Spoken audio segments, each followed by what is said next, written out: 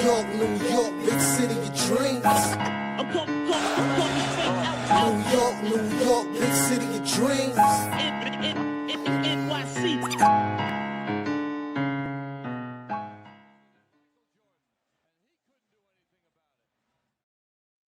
What's going on? This is Jay Ellis from Knick of Time Show, here giving you that Knicks talk just in the nick of time, and it's time to talk about a Knicks loss to the Celtics. Once again, the Knicks lose on the road, 117-123.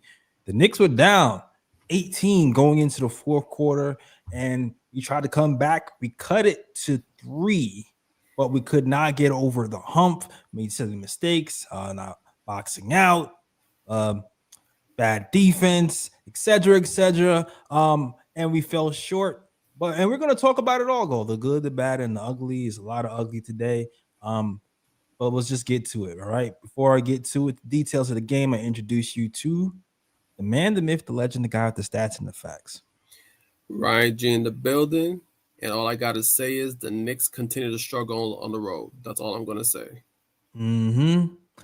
And of course, you already know it is Mr. Bleacher Report contributor, ESPN contributor, posting and toasting contributor. My man Lee Escobedo was good, Lee. Brother Jay, Brother Ryan.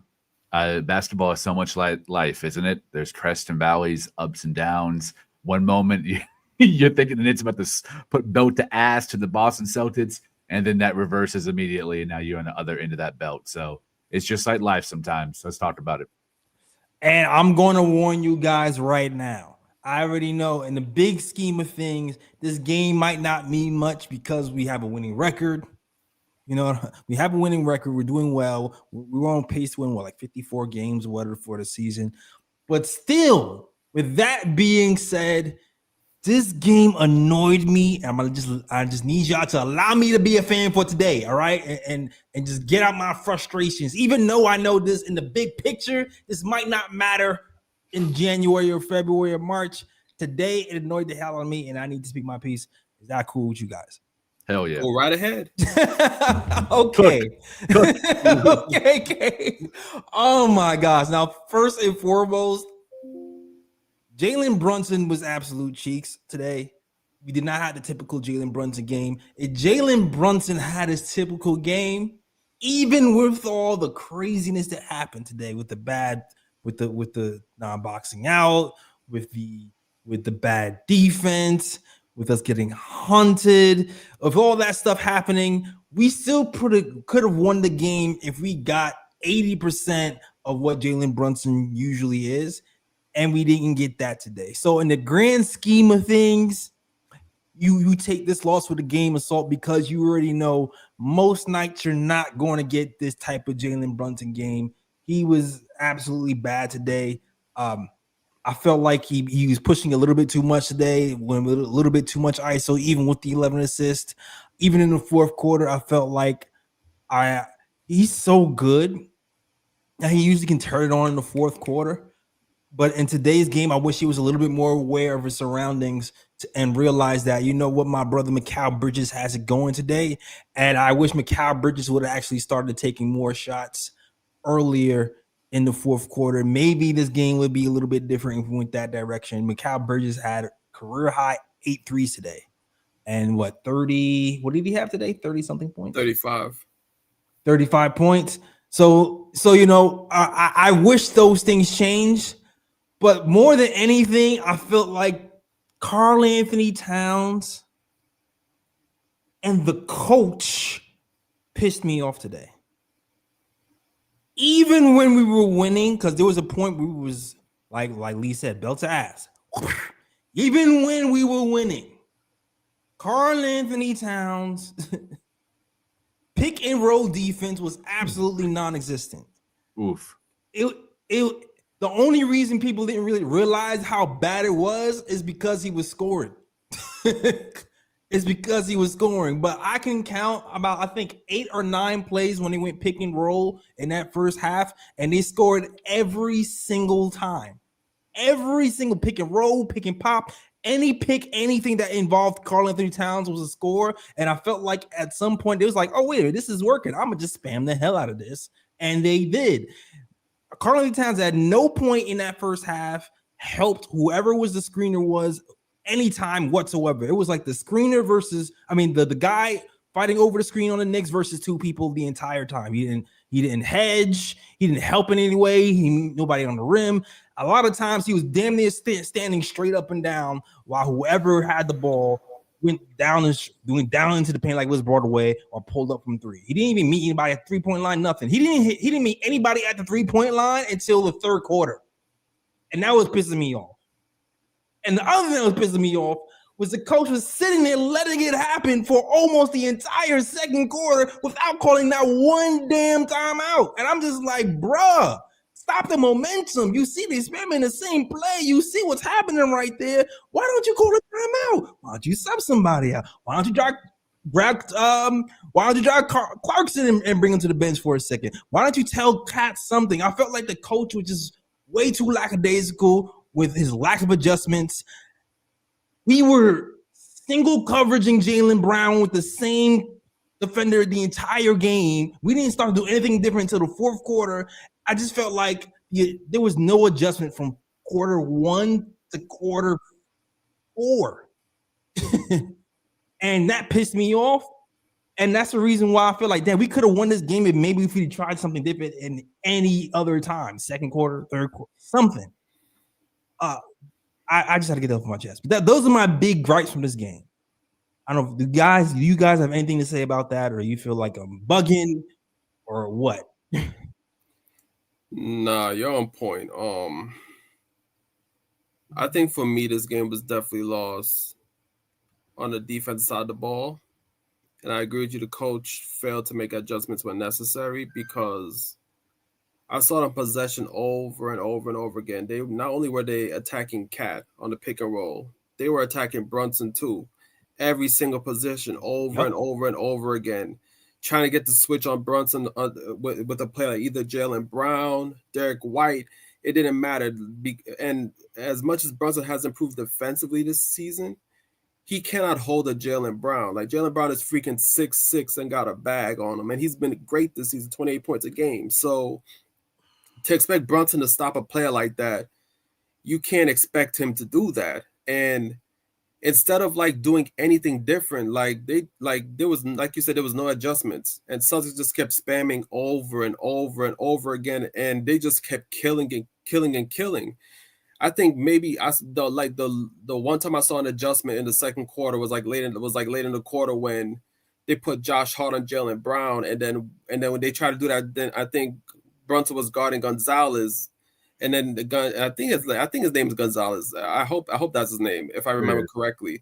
And he went to set the screen to set the pick to try to make the switch, and then all of a sudden they switched, but then Brunson and Josh Hart switched back, and then again they tried to set the pick again to make the switch again. And then Josh actually fought over the screen to prevent that switch from happening. So it was a lack of adjustments, and Mike Brown just allowed the Celtics to do the same thing over and over and over again. And then when it comes to Cat, I'm like, Jesus Christ, not only was he bad on the pick and roll defense, I felt sometimes too when the Celtics went small and they had like Minot in the corner or whoever else in the corner that Cat was guarding, and Cat was trying to double sometimes off the 3-point shooter.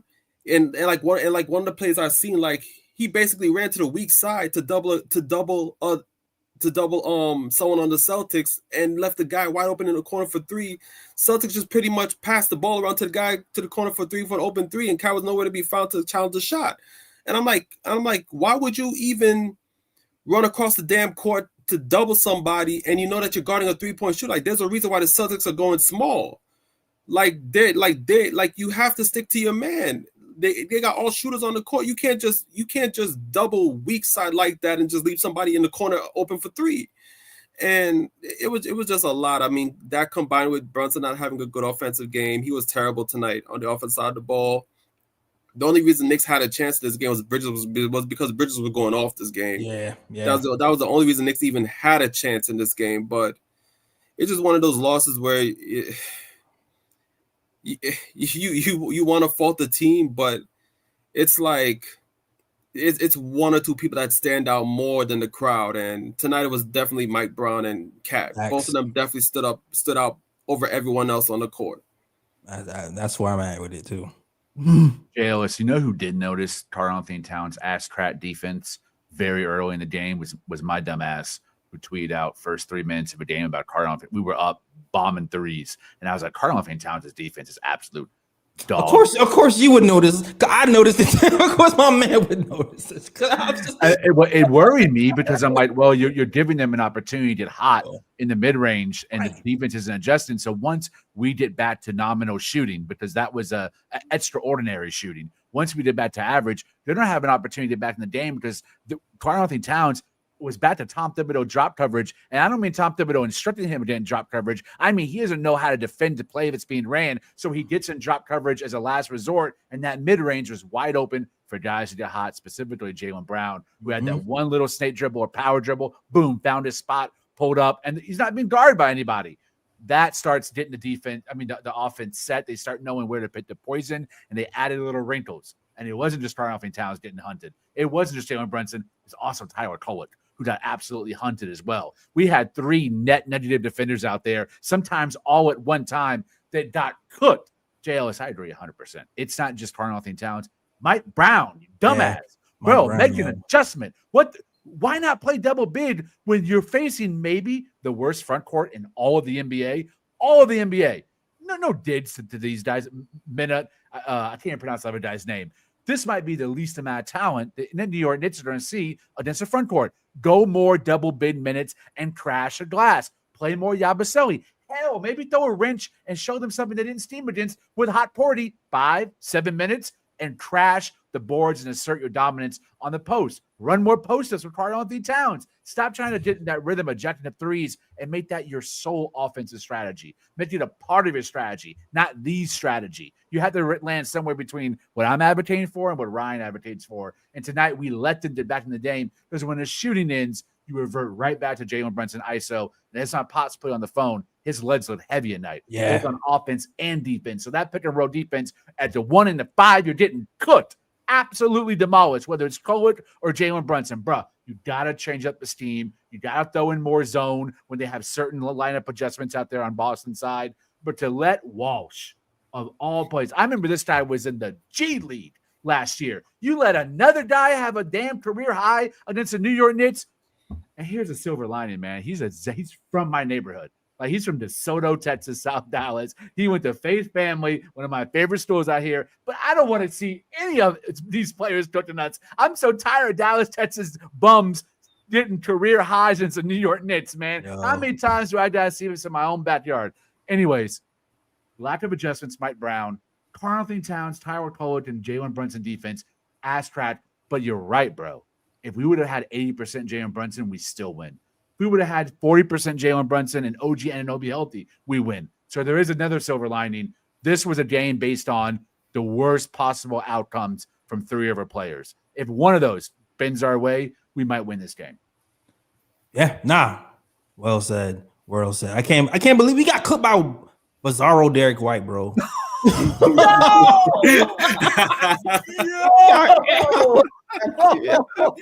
Yo, it was pissing and me Derek off. White's already bizarro.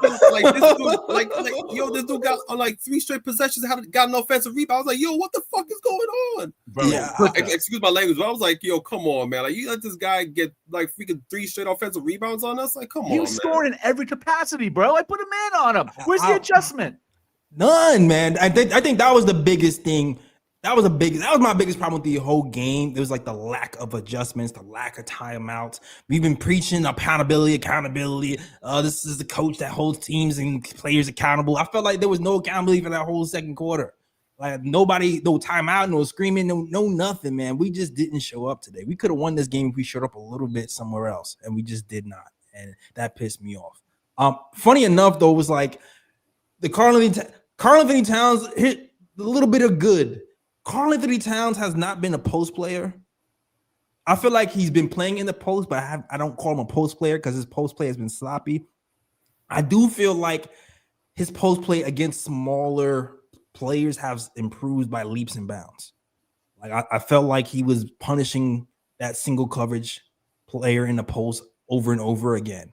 Now it seems like when they bring the double over, that's when they started to have the issues. That's when he started to turn the ball over. That's when he started to rush things. I feel like that might be the next step of Karl Anthony Towns just kind of growing out his post game, is just learning how to read the double teams and when to pass during that double team. But if there's a silver lining with this game, it's like, okay, Karl Anthony Towns, Celtics are known for putting that smaller man on you, and you actually punch him this time, and I want to see you keep that up. So that's one thing. Also, another silver lining will have to be the calls to play of Mikal Bridges, who was this is like the most aggressive I've seen him since he's been in a Knicks uniform. I think, has he even scored 30 as a Knick yet? I don't even know. Did he score 30 last season? I can't recall. I don't think so.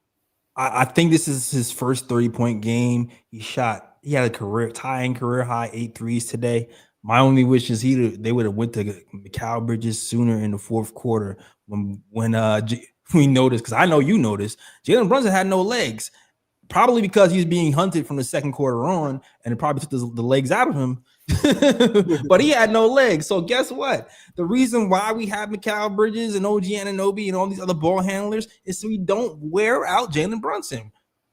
Mikal was over here fresh. He's still bobble-headed and pointing. Give that man the ball in the fourth quarter when you notice the captain don't have the legs. And Jalen Brunson, he's used to being the man, so he's probably not going to give the ball up in those situations for the most part. But I hope he learns from this game. He's like, and realizing, you know what? I don't have it. My man Mikal has it. Here's the ball. Do what you do. Sure. I thought this was also a game where we should have played the bench more. I didn't understand the rotations. I've mentioned already that we should have been pounding the rock in with that double big, having Mitch and Cat share more of the minutes together. Mitch, I saw, only played like 16 minutes, and Yabusele only played 8. 8. I mean, I don't need scoring from them. I just need rebounds. I need rim protection, because by the fourth quarter, they were getting whatever they wanted, not just in the mid-range, but in the post. There was no rim protection whatsoever from Karl Anthony Towns. If you're not being dropped, at least provide deterrence. You're not even providing that, bro. You're a cone at that point, allowing guys like Jordan Walsh and other bums that are coming up trying to fill the starter roles left in free agency. And we're getting scored on by guys that really, Sam Hauser, you can't close out on him, and that's Jalen Brunson's fault. Everybody from top to bottom, I thought, was poor defensively, with the one exception of Mikal Bridges. This is an opportunity to throw a wrench out there, a Diawara or an increased Yabusele or a Hot Porty. I mean, look at how their man's distribution. They were playing their bench. They kept guys non-exhausted to where, what's his name? Brown had opportunity to close without being tired at the end because they went deep into their bench. This is an opportunity for Mike Brown, I think, to mix things up after the first quarter wore off. Yeah, they almost lost that game. They almost lost the game because they kept them on the bench so damn long. To be honest with you, I was like, yeah, hold them out a little bit longer because we was down 18. We cut that joint to 3. But yeah, I do agree. Maybe more Diawara, maybe Eric Porty. Yabusele, after been praising his good play for the last few weeks, this game was a little rough for me for Yabusele. So I can understand why he didn't put him back in the game. But also, it was just like, damn, we needed another look from somewhere. We needed, whether it be Ariel, shoot, is Trey on the bench anyway? I don't know. Like we just needed something else because we just looked like we didn't have it. We didn't look like we didn't have it today. I thought Yabusele was decent in rotation. He's also switching onto the right man. I thought his IQ's gotten better there. I think his IQ's also gotten better guarding those baseline cuts. To me, it's as the primary rim defender, that's where he's really a liability. The same way that, well, Precious had his moments actually where he was pretty good guarding the rim. But it's about expanding the rotation. Play Yabu and Hot Porty. You don't just have to depend on one guy against a team that either shoots a 3 or drives to the rim. That's really all they do outside of Jaylen Brown. They're threes and rim attempts. All good points. But yeah, it's funny enough too. Is like Josh Hart got hot in the first half. He hit all his threes, and then I kind of felt like the Celtics were like, so they were like, so we're going to keep giving you those threes. You don't care how many times you hit them in the first quarter. You got to hit that joint all game. And by the time it got to the fourth quarter, I felt like the confidence was always there all the way there with Josh Hart. And he started missing those threes, but he still ended up with 4 from 7 from 3. So he still, can't complain. But I think the real thing with Josh Hart was he was just getting torched. He was just getting torched by Jaylen Brown, and I wish we would put Mikal on him a lot sooner, because I feel like Mikal just holds up a little bit better. You saw what we did to Brandon Ingram. I think we should just put him on him a lot sooner. Why do you think Mike Brown didn't do that? Do you think it's because he was trying to save him for the offensive workload? I don't know. I don't know. I think that was scratching my head. I don't get it. I just don't get it. Like, I don't get how you see him cooking for 3 quarters. The first time you send a double team is the end of the third. And then the first time you see him, Mikal on him is like what, end of the third, fourth quarter? Like, I just don't know. I have no clue. Like, he's been the guy, like he was guarding Brandon Ingram for most of the game. So what's the difference? Like, I don't understand the theory behind that. Maybe he felt like Jaylen Brown was bigger, so Josh Hart is bigger. So maybe he felt like he can hold up more because of the girth pause. But that's the only thing I can think of.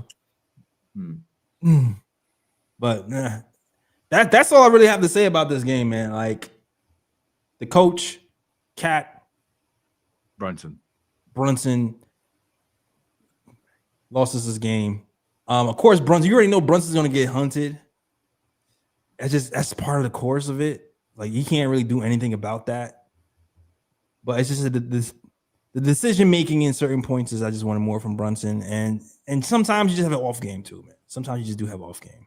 But I feel like there's parts of this game where we didn't push the ball like we did, and we got a little bit too slow and out of rhythm, and that helped the Celtics get back into the game.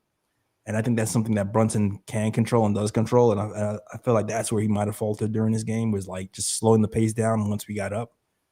So I need him to work on that as well. Even though he had 11 assists, I think he needed to control the game a little bit better.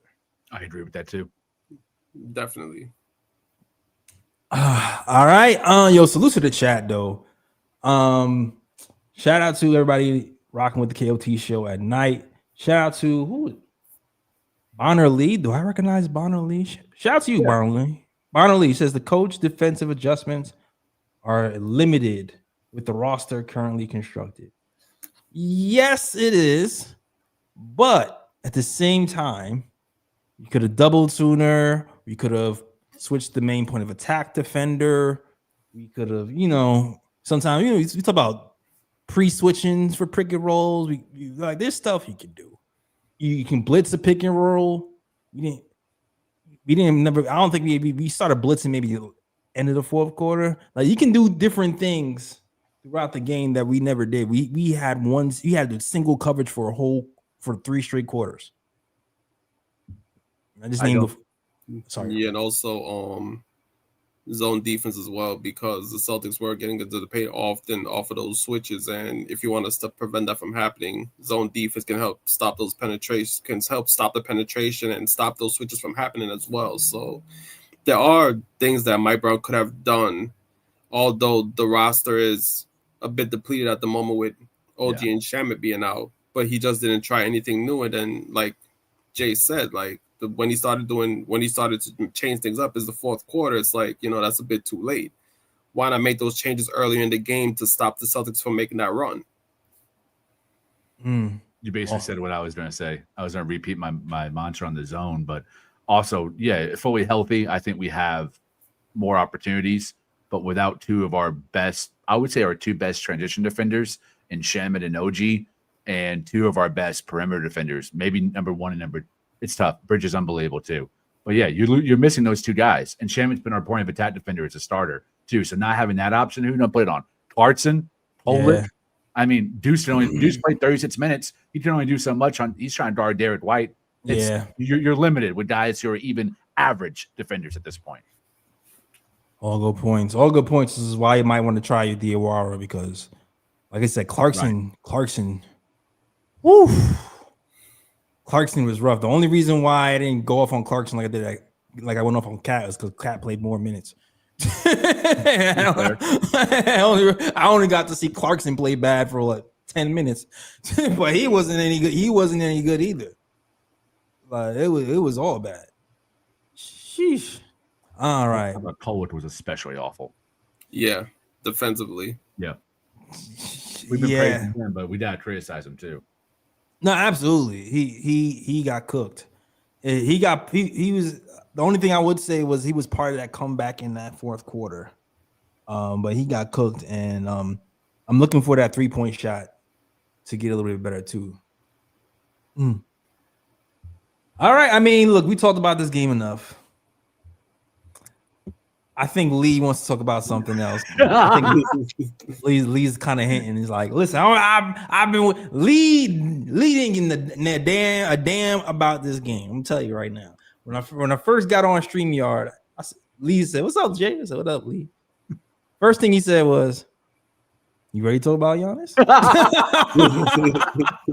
You ain't lying, bro. No one knows me better. I mean, look, if we're gonna be done talking about the game this early, we might as well get into the argument about Giannis because, I mean, hell, we ain't gonna talk about this game no longer. There's nothing else to really talk about besides what we already talked about. So, well, listen, for the trade cat for Giannis crowd, they probably feel emboldened today. That's for damn sure. Yep. The pitchforks and the fire has turned up after this game, and this defense is showing. You know what? Go ahead, Lee. I'm gonna let you lead this one. I wanted to have this conversation because I had my ear to the streets. Twitter is starting to really percolate about the concept of Giannis on the Knicks, as well as being really fed up with Cat. I am not part of that contingency. I don't think anyone on KOT is so fed up that they want him gone. That's certainly not how I feel. Also, today I wrote an article for Bleacher Report, very quick turnaround on why he scrubbed his social media, and was informed of a few ideas they wanted me to include in that. And it seems pretty serious about what some of the intentions are behind the scenes. Also, we're a part of a chat of a group conversation with editors about the likelihood of him being moved and then within the end of the year of 2025. So I thought it was a very timely conversation because it seems like it might happen. They're losing, I think, 7 of the last 8 games or 8 out of the last 9 they've lost. Some of that includes Giannis, some of it didn't. And if he is going to go somewhere, I think there are only really 3 true options to me. There are other teams that have the capabilities. The Knicks are one of them. So I just wanted to have a return of that conversation. It seems that the time is right to have it. And also people are really fed up with Cat. And this is probably Cat's worst game defensively of the season. So I think it fits. Easily. It fits. I'm not trying to just shove this conversation in for the hell of it. I think there's a timely element to it and a relevancy element to it for us to have it. So the Heat, the Lakers, and the Knicks, to me, are the main 3 teams that I think have both the assets and the location that he would want post Milwaukee to play in. And let's talk about what that would look like. I think the first scenario is a Cat for Giannis swap, plus a bunch of our pitch swaps, the Washington pitch, maybe even a 2033 pitch. If we want to go that deep, those type of things are very scary. When you think about how Nico Harrison has given up so much future draft capital, and Nitsa Odin's under Isaiah, it's a scary proposition. But the Cat for Giannis, I was talking to my pops today, I'm against it because you give yourself a very thin front court. I know Fritz is probably going to be in the chat fact checking me on all of this, but I do think that depending on Mitch as your only center, that's Giannis. First of all, that's a bad pairing spacing wise, but it's also undependable because Mitch is so injury prone. Now you having to tell Mike Brown, hey, 2 guys you don't trust to be in the rotation now have to be in the rotation in Trey Jamison and Hot Porty. He doesn't trust them enough to ever throw them as a wrench. And we talked about it. Now they have to be a part of the rotation because Mitch is your only true center. I don't think if you do a Cat for Giannis swap, I think you put Giannis at center and you put OG at power forward. I don't think that can win a chip. I think that's compromised. You're taking away Giannis's best strengths on defense, which is not either the point of attack defender or the rim protector, but that chaos initiator like OG has been this season and Mikal Bridges has been. That's his strength. That's defensive player of the year, Giannis. He's never played the 5 in his life, and I think that would be a really bad idea to try to force feed him into that while you're trying to win a chip. I think that's the only way it kind of works. Like I feel like if you have 4 shooters, OG, Mikal, Deuce, Brunson, you don't have as many you don't have any defensive liabilities anymore. Giannis is you can do point Giannis at center and give other centers fucking freaking fits. I mean, I feel like that might work. Honestly, I feel like that's if he were to do that, even though I haven't never seen it before. Like that's the way my brain is thinking anyway. I feel like Giannis at the 4 and Cat at the 5. Like, here's the thing with Cat.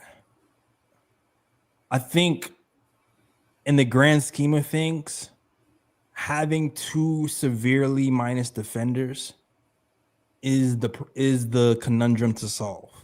Agreed. With the Knicks. Agreed. So that's why I would say, like, if you're going to make a Giannis trade and then you have him play the 5, now you only have 1 minus defender to scheme for. I think it actually might make more sense to me. I think that's the way I'm thinking about it. But at the same time, I don't feel like I'm not too keen on making a move mid-season. I don't even see, like, correct me if I'm wrong. I come from the era of you trading for an MVP. You usually trading for a young player and picks. And in some instances, it's taking on salary. Like that's like the old school way I think of when you're trading for MVP player. You're taking on salary, you're trading young players, and you're taking picks. Now, we traded 5 first-round picks for Mikal Bridges. So in my brain, if we're trading for someone like Giannis Antetokounmpo, we're going to need at least 4 first-round picks, which we don't have. So if we don't have picks, what does that mean? That means you're going to have to take young players, or you're going to have to take you're going to have to take assets on our team to trade them for picks to then include to the trade. And once you start to think about that, then you start to think about, well, damn it, we're not going to have anybody to trade for, because at that point, we're going to have to trade Mikal for picks. You're going to have to trade Deuce for picks. And then we're going to have to match salaries. And then you're going to be looking at a bare cupboard. And then we're in trouble, because I feel like in today's NBA, you need depth more than 3 years ago. Look at the Pacers. Look at OKC. Like, if you want to play fast and you want to go to your bench and keep playing fast, you need depth. And I feel like, as talented as Giannis is, because you're going to have to trade multiple picks and match salaries, that can deplete our team to the point where we'll be top heavy, but we won't have enough to compete with these other teams who are deeper, and we might set ourselves back. Yeah, I'm just going to say my thoughts really quickly on the trade. First and foremost, I'm not an advocate of the trade mid-season. I feel like that's a trade that should be done in the off-season. That's number one, because I feel like there's going to be too many moving pieces for that being a mid-season trade, and then I think that's going to mess up chemistry and other aspects as well. And I feel like the Knicks right now, although, yeah, we just coming off a bad loss to the Celtics, the Knicks are still pretty much near the top of the East. And I feel like if this team's in a good position where, you know, they're near the top of the East, or they even get the number 1 spot in the East before the All-Star break, it doesn't necessarily make sense to make that trade. Now, with the Cat for Giannis swap, straight up, I don't think that trade makes a lot of sense for the Bucks, because the Bucks has Miles Turner already. Then you're adding Cat to the roster as well. So you have basically 2 centers that are starting caliber centers that can stretch the floor. Neither one is used to playing the 4.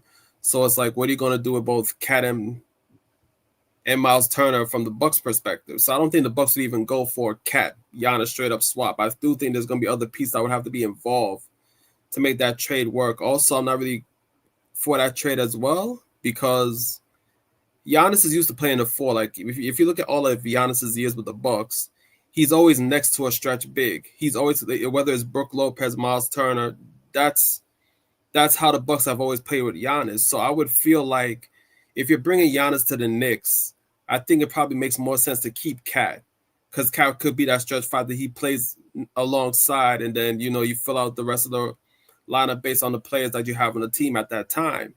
Now, my whole thing is, if you're gonna make a Giannis trade, the Knicks have to find some way to keep one of OG or Bridges.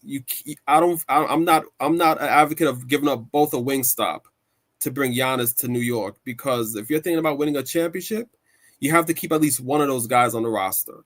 You can't give up both of them for Giannis, because Giannis by himself is not going to make up for two guys who are pretty much near all defensive level, playing near all defensive level defense on the team. So it would be a difficult trade to really, make sense for the Knicks per se.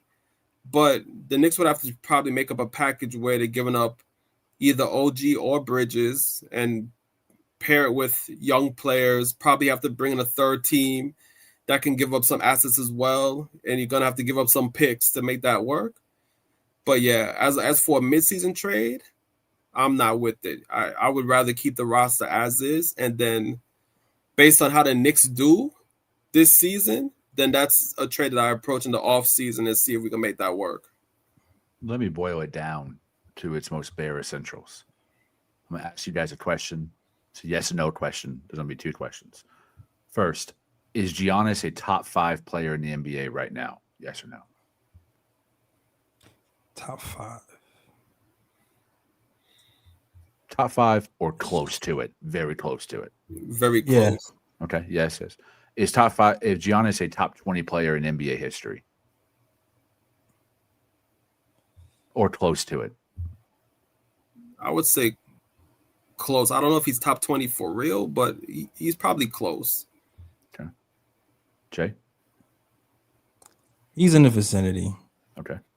That's all I need to know. Here's my third question. Are you willing to let someone who is saying, I want to go to New York, and this is the only time you really will be able to have him until he's past his prime? Because if he goes to another team, let's say it's Miami or even Chicago, he's probably going to stay there for at least 4 or 5 years. Now he's 36, 37. So he's no longer even someone we would have won. If this is our only chance to ever get Giannis, and you don't like the package or you don't want to give up a certain player, do you pass on that, or you don't want to make the midseason trade? Do you say, I'm going to pass on this and win with who we have? Or do you say, damn it, let's make the trade and figure it out later? That's, to me, what it boils down to. I would love to hear how both of you feel about that. You're saying This is the only chance we ever have it. The only chance you ever have? Because I think it is. I say, listen, I just don't think I would make the trade right this second. Like, even with that being said, I just feel like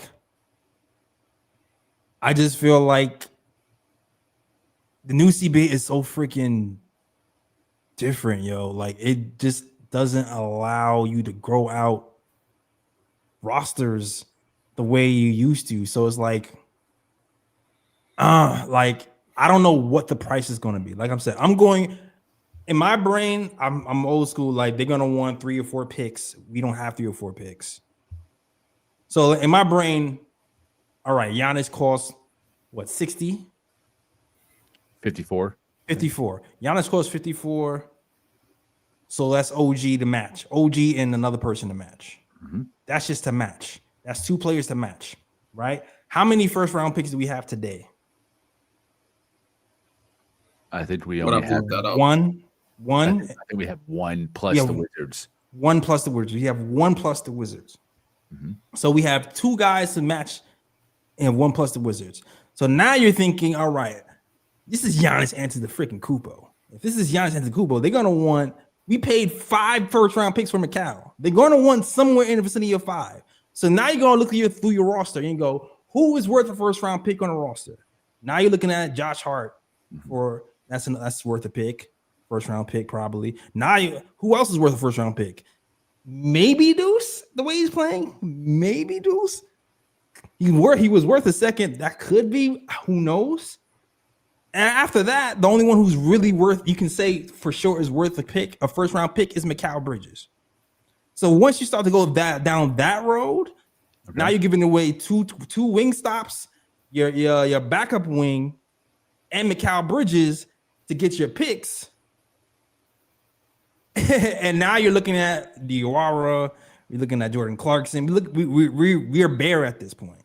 Or Cat is a centerpiece, as we've stated so far in example number 1. He's rerouted to a third team that nets you 3 picks that are then combined with R1 and our Wizards and some swaps, and that is the haul that goes to Milwaukee. And then whatever bum players are in Charlotte, rebuilding players that Milwaukee won't, those are then sent to Milwaukee, so that we don't have to then trade Deuce and OG. The picks come from Cat being rerouted to a third team, and then their young players to Milwaukee. That is possible. That's more possible than that makes more sense. It makes more sense to me in general to involve Cat than both Wingstop. Okay. In general. Ryan, if this is your only opportunity to ever get Giannis, do you do what is necessary to get him, or do you let this moment pass? I think for me, it just depends on where the Knicks are near the trade deadline. Because if the Knicks get it together and they are dominating in the East, take the first seed and things of that nature, I'm more likely to stay pat with what we have and be like, you know what? The team's performing well. Chemistry's improving. They're learning Mike Brown's system. They're getting used to it. You know, the team looks strong. I don't know. I wouldn't want to deplete the roster in any way if that's the case. Now, say, for example, the Knicks are like a third, fourth seed in the East, struggling to get a foothold and things of that nature. That's when my mind may change and be like, okay, you know what? If this is the only time we can get Giannis, let's see what we can do to make that work. And I agree. Like, I think the only way the roster is not depleted on the Knicks side, the Knicks have to get a third team involved where, you know, you can make up the picks or you can make up the players that Milwaukee's going to want to make that trade work if the Knicks are going to get Giannis and not deplete the roster. So for me, it just depends on the Knicks' progress as a whole, because like right now we're in early December.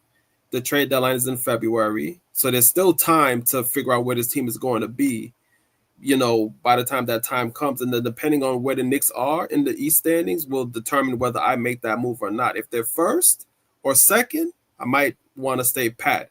If they're third or fourth and I'm like, this team should be better off than where they're at, then I would make the trade. So in my brain, I'm still trying to figure out a trade that doesn't crazy deplete us. Would it be OG and Josh Hart would be the salary matching? I have one if you want to hear it. Because my brain goes OG and Josh Hart for salary matching, Cat for 3 picks. So now you have the 3 picks plus the 1 pick. That's 4 picks. They might ask for a young player too, because that's usually what they ask for, salary matches and young players. But that's the thing.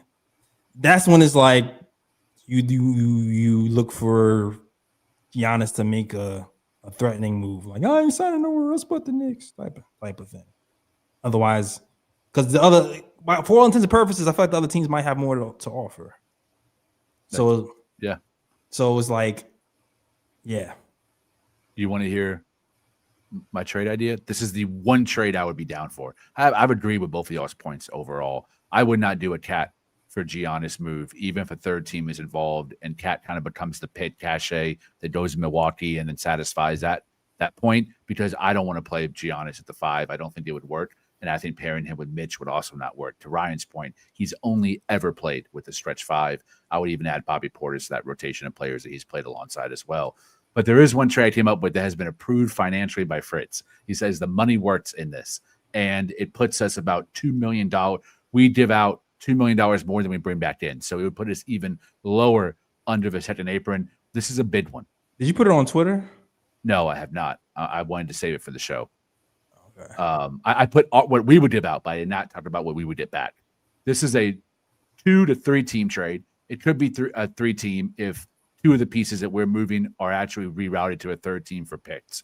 Otherwise, we're giving OG, Hart, Deuce, Yabu, and Kolek to Milwaukee for Giannis, his bum-ass brother Theonis, Cole Anthony, Gary Trent Jr., Torian Prince, and Amir Coffey. Hart, Deuce. Yabu, Yabu. Kolek, OG. So it satisfies Ryan's need for not breaking up both Wingstop. You only did one. You also keep Cat to pair him with Giannis. As I'm saying this, I'm seeing our numbers go up. People love this type of conversation, man. You're feeding the algorithm. And we get back all the players that replace the ones that are outgoing. Now, they're older. There might be worse. They have lower ceilings. They even have lower floors. But there are a lot of names that have playoff experience, some names that have championship experience, and then there's Giannis. Now, you got Cole Anthony, who can become our backup point guard over Kolek. You got Gary Trent Jr., who takes over our deuce role. Torian Prince would take over that Yabusele role. And then Amir Coffey is kind of a 3-and-D guy you can put in and expand the rotation to 11.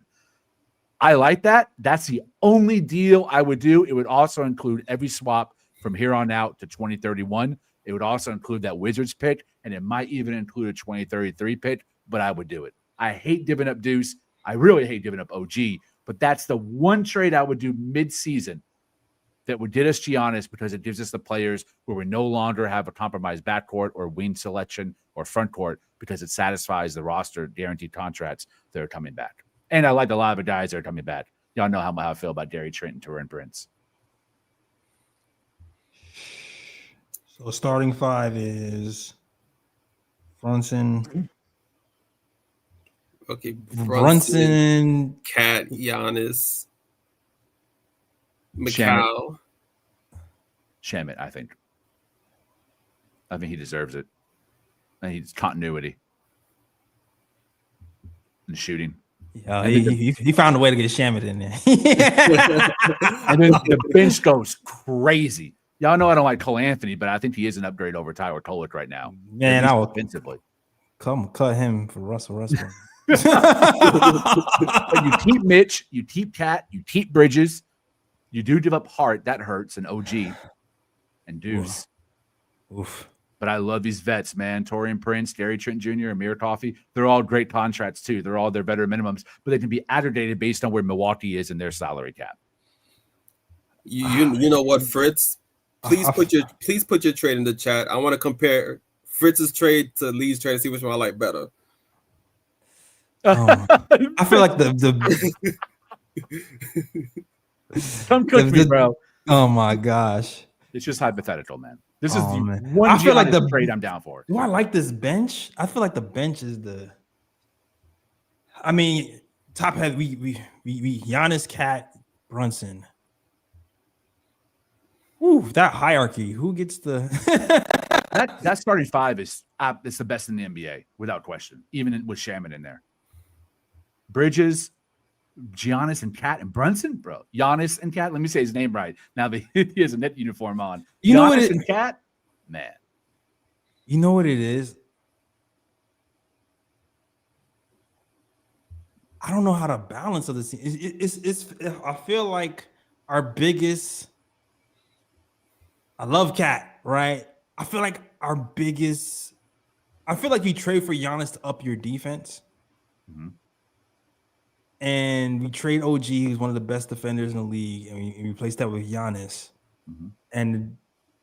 And I guess the scoring goes up, yes. The transition offense goes up. But I still feel like it feels weird because I still feel like we still have this problem where we get hunted on the other side.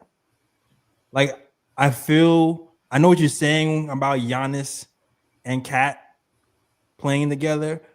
But I don't necessarily love that idea. Like because of look at Giannis and I feel like look at Giannis and Miles Turner. You know what I'm saying? Miles Turner is like a defender who cleans up people, who can clean up mistakes. And I feel like a lot of reason why the Bucks might have struggled the year before is because Brook Lopez lost a step defensively, and I feel like Cat is like that times 100. So I'm not even like I feel like offensively we still might get better, but defensively, even though Giannis is a great defender, so is OG is like a top defender too. So like I don't know, maybe I'm overthinking, but I still feel like the balance of a team is weird. It sounds a little bit like you're overthinking at least the starting unit because OG and Cat is about the same as Giannis and Cat. I think Giannis and Cat's a little bit better defensively. I would put Giannis. I keep saying the name wrong. I think Giannis is better than OG on the defensive side of the ball. I think that's fair. Even at age 30, about to be 31, he's still unbelievably elite. But the bench, all those guys that can't shoot or at least are inconsistent shooters like Hart and Yabu, you're replacing them with Gary Trent Jr. and Taurean Prince. I mean, snipers, Amir Coffey, snipers, right? Legit playoff snipers too. All guys with playoff experience. Let's look at Fritz though. See what Fritz said. I'm not gonna lie. A lot of Fritz's trades, I'm like, nah, but I think this trade, I like it too.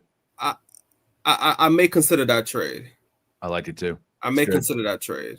Great job, Fritz. New York gets Giannis, KPJ, Alvarado, Thanasis. I do think though, New Orleans would need more than just OG, in that New Orleans would also need draft picks coming to them as well as Milwaukee.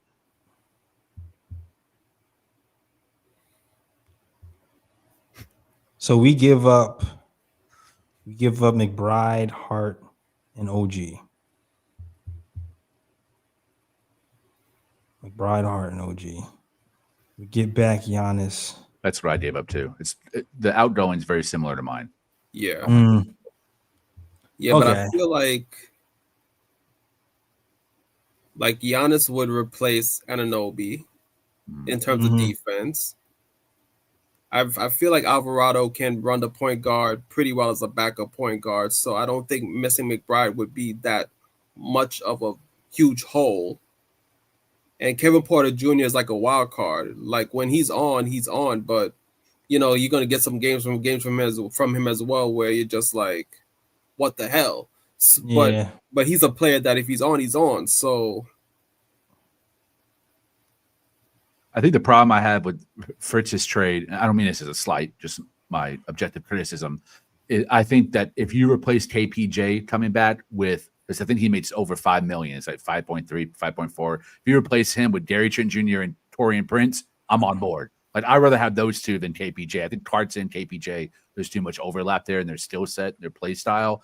And if New Orleans is giving up Zion and Milwaukee is giving up Giannis, both teams deserve picks coming back to them. I know OG is great and all, but if New Orleans is moving off Zion, they're going to want a draft haul coming back in terms of picks. And there's not enough between us and us to satisfy that. How do you split 2 firsts between Zion and Giannis? It doesn't make sense. This is interesting. How so questionably, because you're in the know, because you be having the back channels. How likely do you think a Giannis trade is going to happen? And because not at the end of the year, but like trade deadline. I would put it at 70%. Oh, 70%. Because there's 2 things you can look at. I always think about Raw, right? Raw was very logical in how he looked at things. Like always look at what the incentive is for the player, the team giving up the player, right? Are they even available? And to me, when I think about these trades, even though this is a little bit too 2K for him, I think if you're looking at this and Giannis, there's 2 big things. One, they're losing, and they don't seem to have the players and the talent to turn it around. And 2, they don't have assets. So if you're saying, go make this team better, you say Giannis tells the front office, John Horst, bring me talent, who are you trading? What is Bobby Portis getting you? What's KPJ getting you? What is Kyle Kuzma getting you? These are all distressed assets that didn't have a very high ceiling to begin with. Now it's even lower because of a losing streak. You don't have much maneuverability. I think Giannis is a smart guy. He's seen every iteration of his team, and he's like, you know what? I think this is the end of the improvement era. Get me out. So, and there's teams that can get him too, in terms of the Lakers and Miami. So if I'm the Bucks, the Lakers even have pick. The Lakers don't have money. The Lakers don't have no damn picks either. It's like if I'm the Bucks, I live in Milwaukee, right? No players are coming to play in Milwaukee, so it's play through the draft. It's the draft or bust. So if I'm the Bucks, I am prioritizing whoever's giving me the most first round picks, especially in this loaded 2026 draft. If that has to be their goal, like has to be, because no one's coming to Milwaukee. So if that's the case, you're targeting whoever has the most picks. And I'm still not sure. Like the package we have is it matches salaries and stuff, but I don't know what the pick selection is. It can if you reroute Hart, Deuce, and OG to a third team for those picks. Say it's a team that wants to completely change their identity. Maybe it's the Chicago Bulls, or it's the Raptors is a bad example. Sacramento, whoever has all their draft picks. If they take on those winning players, those playoff picks, and then they send the picks to Milwaukee, then you're getting all those guys. You're still getting Deuce if you're the Bucks. You're getting Kolek if you're the Bucks. That to me made sense. So you saying the Bucks will take OG for the salary match and then reroute them for picks? Right. Correct. Yes. And get a young player from whatever team they're doing business with, along with those. It could even be an expiring contract because at this point, Milwaukee's rebuilding. But I think logically, the Knicks can absolutely have a competitive offer without destroying their roster. It's going to take Hart and OG for sure. I'm willing to give that up for Giannis. But only if we're getting those veterans back. I don't want to have to sign two-way guys. All of a sudden, Trey Jameson's on a full contract, or Dink Payton now all of a sudden is a part of the rotation. No. You have to get vets back who have playoff experience because that's what Leon prioritizes when he signs guys. Man, this is interesting because it's like there's not many teams where you make a trade mid-season and you just win a chip. Correct. So you're pretty much punting this year and going like we're going to be like we'll make the playoffs. I think we made the finals. Who beats us in the East? Detroit? I think here's the thing though, Lee. I think this is what people forget. Basketball isn't just we put together the biggest names together and play. Great point. Agreed. There's chemistry. You got to build. Like it's not like instant ramen. You know what I mean? Facts. That's a bar. So you make that trade. Talent will get us certain to win certain games, but there's going to be like a chemistry adjustment for sure. Mm-hmm. And while teams are being, they're well-oiled machines, they're going to be like, all right, who gets the ball in the last shot?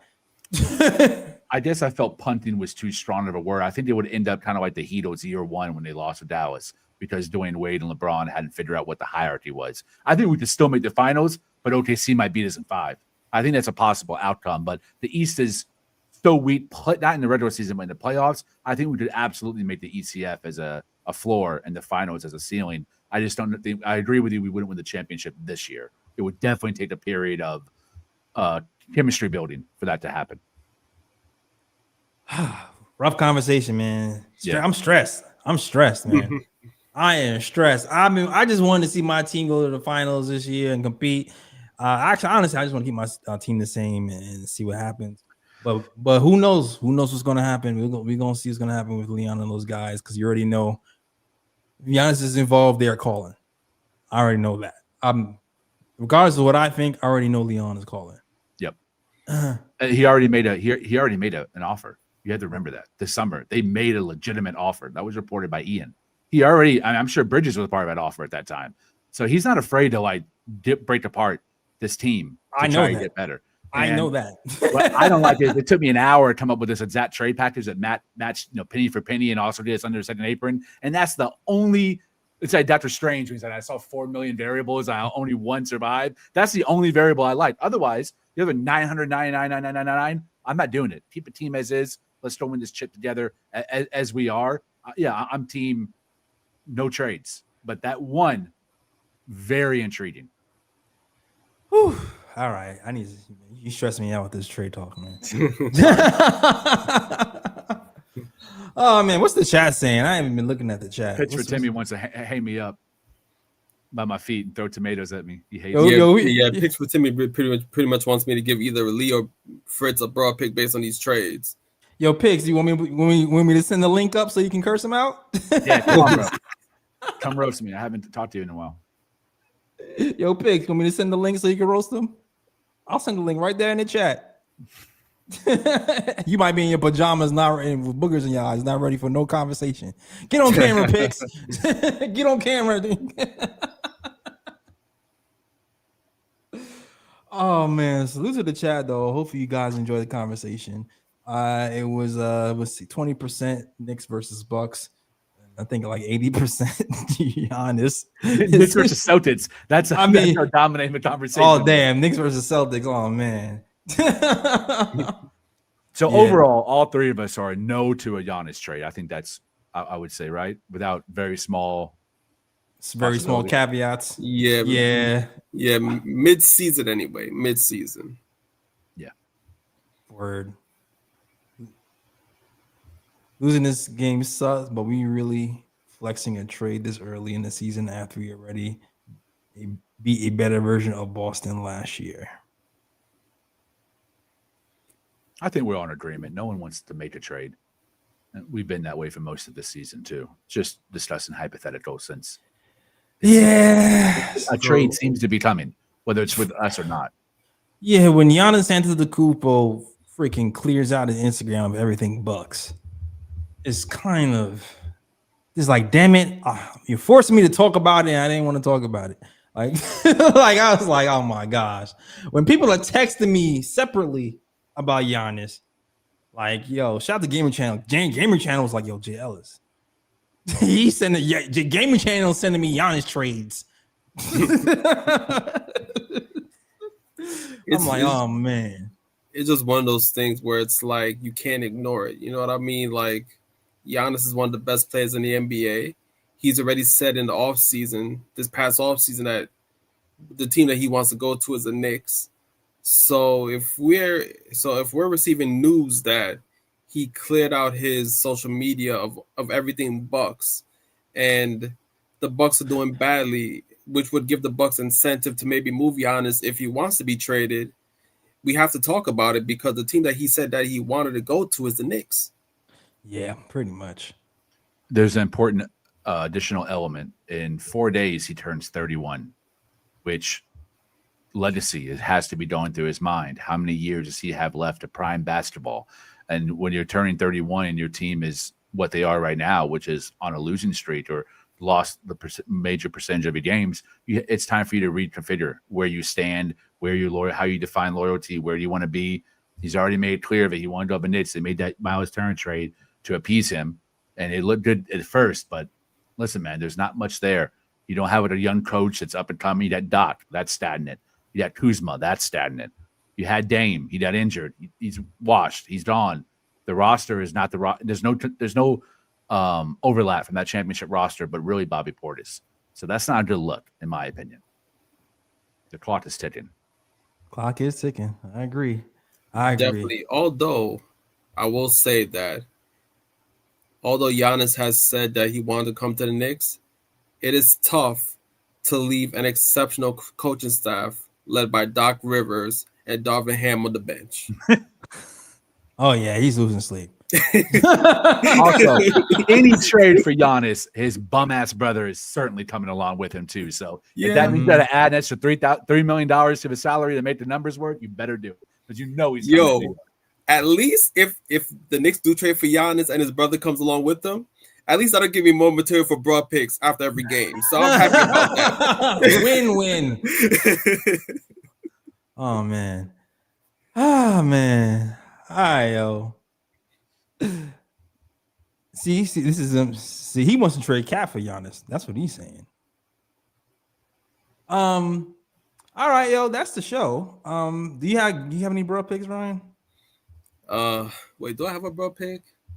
I'm trying to think. I did have one in my mind, but I cannot recall it now because the Giannis trade just pretty much threw me off balance. So, yeah, I don't remember my broad pick. So it is what it is. Tomorrow I'll return with a broad pick. All right. Well, Lee, let them know they can find you, man. At Twitter _Lee Escobedo, LEESCOBEDO. That's some major heat coming for Bleacher Report. One dropping tomorrow, another later this week. And then Ben, shout out the Yard Barker promoting me, giving me a hefty pay bump, and also responsibility. Be one of their senior correspondents and covering the entire NBA. And I'll be doing some WNBA once the season starts too. So again, life is full of up and downs, tough times, good times. Gotta appreciate the small moments. Hell yeah, that's what's up. congratulations. Pay bump. We like that word. Let's go. Pay bump. Yes, sir. Yes, sir. All right. Ryan G, let them know they can find you, sir. You can find me on Twitter at RyanGKOT. You can also find me on Instagram at Sir G is chillin'. Sir G is chilling. That's SIR. G is CHILLIN.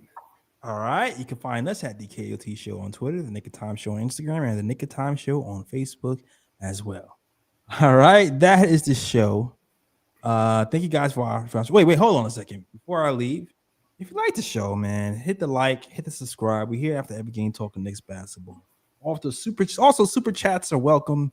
They help pay for all this crap. StreamYard costs bread, subscriptions cost bread. So everything is gonna go back into the channel, help keep things going, so we don't have to come out of pocket. All right.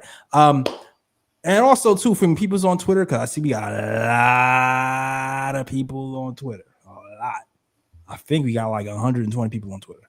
So if y'all on Twitter, y'all watching, head to the KOT Show. Go to youtube.com/Knick of Time Show. Subscribe if you enjoy the content. That is the best way to support us. I love the way you're supporting us on Twitter over there. But the best way to really support us is come over here to YouTube. All right. That is the show. Thank you guys for watching. And as always, shout out the Worldwide West. Everywhere we go, we leave a worldwide mess. It's a mess out here in these Knicks streets. That's the show. Out of here. Peace. Shout out, Pops. Shout out these Pops. New York, big city of dreams. New York, big city of dreams. NYC.